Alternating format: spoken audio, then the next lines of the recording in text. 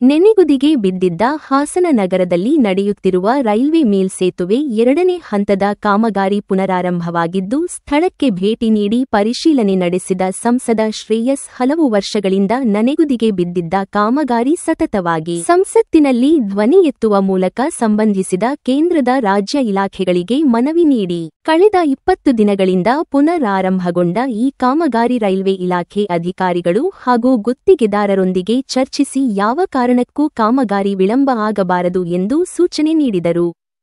2026ರ February ವೇಳೆಗೆ railway ಕಾಮಗಾರಿ ಪೂರ್ಣಗೊಳ್ಳುವ ಭರವಸೆಯನ್ನು ಅಧಿಕಾರಿಗಳು ನೀಡಿದ್ದಾರೆ. ಮಾರ್ಚ್ ವೇಳೆಗೆ ರೈಲ್ವೆ ಮೇಲ್ಸೇತುವೆ ಸಂಚಾರಕ್ಕೆ ಮುಕ್ತವಾಗಲಿದೆ ಎಂದರು.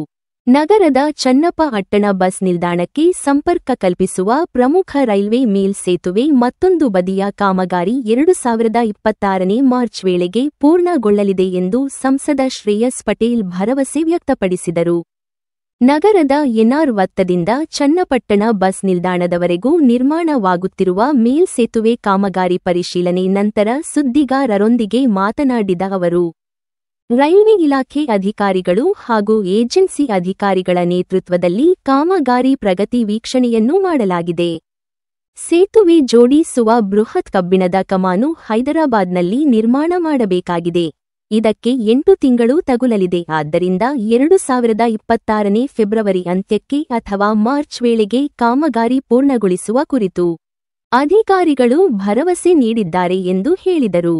ಈ ಕಾಮಗಾರಿಗೆ ಒಟ್ಟು 49 ಕೋಟಿ ವೆಚ್ಚವಾಗಲಿದ್ದು, ರಾಜ್ಯ ಸರ್ಕಾರ 22 ಕೋಟಿ ಹಣವನ್ನು ಈಗಾಗಲೇ ಬಿಡುಗಡೆ ಮಾಡಿದ್ದು, ಎಚ್ಆರ್ಎಂಡಿಸಿ ಮೂಲಕ 18 ಕೋಟಿ ಹಣ ಬಿಡುಗಡೆಯಾಗಲಿದೆ ಎಂದು ಶ್ರೇಯಸ್ ಪಟೇಲ್ ಹೇಳಿದರು.